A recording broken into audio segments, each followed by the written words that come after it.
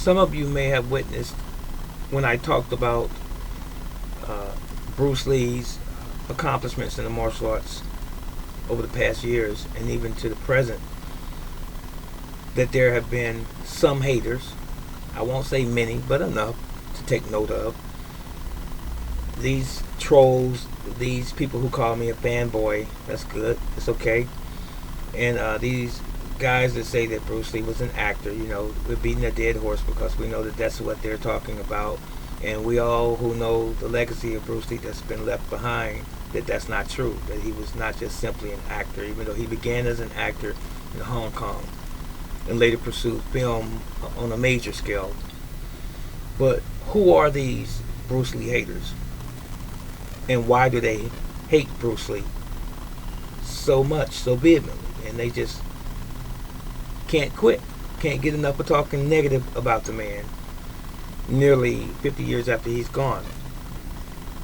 Well, so I can get this correct, I wrote it down, the reason, even though I can do this openly, and even in an open forum I could do this, because I just know, but it would take probably too much time. But just to summarize why these people are haters and who they are.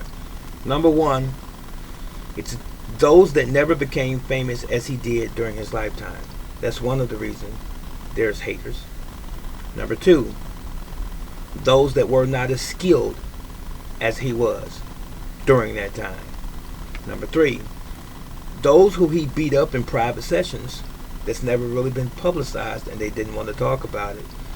And even Jim Kelly made reference to it. He said, out of respect to those guys, they knew who they were. You can see this on YouTube on one of his interviews when they talked about how good Bruce Lee was in the interview with Jim Kelly. He said he was that good. And he was just spectacular, awesome. And he said the guys that Bruce Lee sparred with back then, he said they know who they are. But out of respect to them, again, he said he wouldn't mention their names. And that was good of him. Number four, those who are of this present martial arts generation that can't accept that he was above his time in martial arts. It's another reason they hate. And number five, might be a few more, but this is a big one here. Those who are still part of the white supremacist ideology that never accepted that an Asian should be an image of a worldwide idol or star in the entertainment world as opposed to a white image. During the 60s and 70s of deep racial divides in the Western world, they didn't want an Asian to be that popular. They just didn't. During the 60s and 70s, racism was still strong in America and even the world as it relates to black and white issues. Blacks couldn't be superheroes during that time, and nor were Asians able to be superheroes in public spotlight, if you will. We always had white heroes. Now someone might say, well, brother teacher, why are you pulling the race card? I'm not pulling the race card, I'm just telling the truth. And those of you who have any common sense and who know the history of America, you know that this is true. So when you open your Bible, you would see an image of who people say Jesus was, or Christ. It was a long-haired Caucasian or white man with blue eyes. Our Santa Claus was white. When you watch the television series during the 60s and 70s, you watch Superman and even Batman. Both of those characters were portrayed by white men.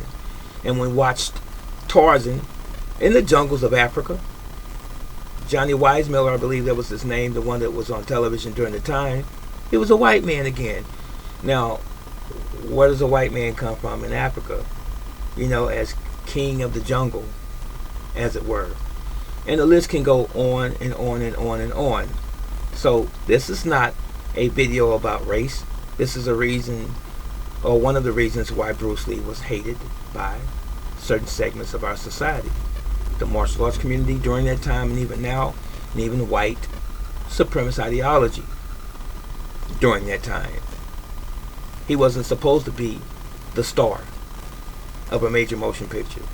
Should have been a white man, maybe. Never would have been a black man during that time. So you can take this with a grain of salt if you want to, but it is what it is. I'm sorry. I'm not going to change the way I operate. I'm not going to change my position or my stance. I'm not racist. I don't hate anyone. I don't have any power. I don't own any major corporations that the world depends upon. So I couldn't be racist. Only those people who have those powers can be. And they just so happen to be white supremacists. For the most part. That was it. And that was all. Let me know what you think. Please weigh in. And just like I'm talking to you right now, intellectually, with respect, courtesy, I'm not beating up on anyone. I'm not calling anyone names.